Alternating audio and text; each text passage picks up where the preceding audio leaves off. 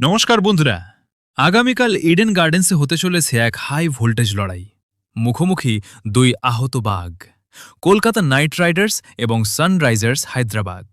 দুই দলই মরশুমের প্রথম ম্যাচে হারের ধাক্কা খেয়েছে, তাই কালকের ম্যাচটা শুধু 2 পয়েন্টের লড়াই নয়, বরং ঘুরে দাঁড়ানোরও বড় মঞ্চ। আজকের ভিডিওতে আমরা দেখে নেব ম্যাচের প্রতিটা গুরুত্বপূর্ণ দিক।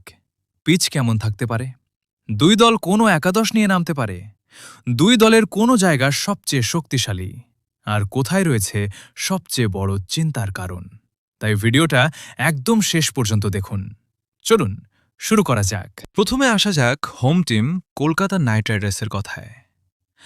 গত 29 মার্চ মুম্বাই ইন্ডিয়ান্সের বিরুদ্ধে 220 রান তুলেও হারতে হয়েছে নাইটদের। টি-20 ক্রিকেটে এই স্কোর সাধারণত ম্যাচ জেতানোর জন্য যথেষ্ট, কিন্তু সমস্যা হয়েছে বোলিংয়ে।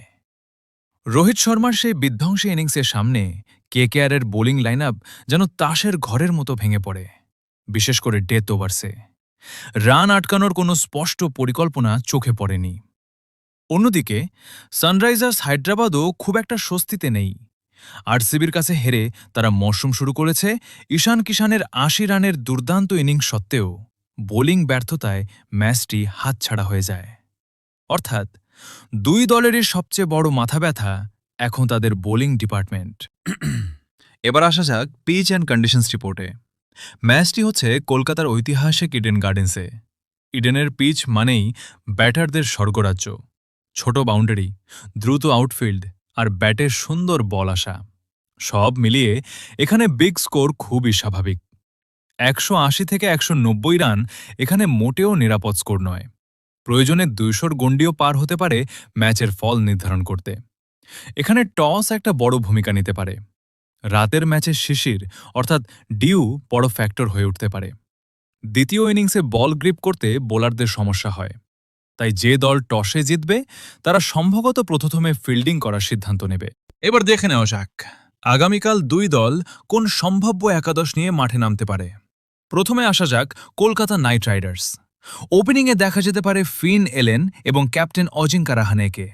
৩ নম্বরে থাকবে ক্যামেরন গ্রিন, যিনি পাওয়ার প্লের পর ইনিংসকে গতি দিতে পারবেন। অঙ্কৃশ রঘুবংশী রিঙ্কু সিং এবং রমনদীপ সিং, এই তিনজনই ম্যাচের মোড় ঘুরিয়ে দেওয়ার ক্ষমতা রাখেন। এরপর ৭ নম্বরে সুনীল নারিন, বৈভব অরোরা, বরুণ চক্রবর্তী এবং ব্লেসিং মুজারবানি। আর ইম্প্যাক্ট প্লেয়ার থাকবে কার্তিক ত্যাগী। এবার দেখে নেওয়া যাক দুই দলের শক্তি এবং দুর্বলতা। প্রথমে কলকাতা নাইট রাইডার্স। কেকেআরের সবচেয়ে বড় শক্তি তাদের টপ অর্ডার, তরুণ অঙ্কৃশ রঘুবংশী। প্রথম ম্যাচে ২৯ বলে ৫১ রানের দুর্দান্ত ইনিংস খেলেছেন। এর সঙ্গে রয়েছেন অভিজ্ঞ ক্যাপ্টেন রাহানে, যিনি ইনিংসকে সুন্দরভাবে গড়ে তুলতে পারেন। তবে দুর্বলতার জায়গা একটাই, ডেথ ওভার বোলিং। শেষ কয়েক ওভারে রান আটকাতে না পারলে এই ম্যাচেও চাপ তৈরি হতে পারে।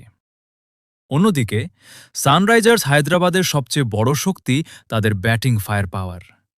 ঈশান কিষান দুর্দান্ত ফর্মে রয়েছেন, আর মিডল অর্ডারে হেনরিক ক্লাসেন যে কোনো সময় ম্যাচের মোড় ঘুরিয়ে দিতে পারেন। তবে তাদের দুর্বলতা হল স্পিন বোলিং। ইডেনের মতো পিচে মিডল ওভার্সে উইকেট তোলার জন্য কোয়ালিটি স্পিনার খুবই গুরুত্বপূর্ণ। সেই জায়গায় এসআরএইচকে একটু পিছিয়ে মনে হচ্ছে। তো বন্ধুরা, আপনাদের মতে কাল কে জিতবে, কেকেআর না এসআরএইচ? কমেন্টে অবশ্যই জানান। ভিডিওটা ভালো লাগলে লাইক করুন আর চ্যানেল সাবস্ক্রাইব করতে ভুলবেন না। আবার দেখা হবে নেক্সট ভিডিওতে। ধন্যবাদ।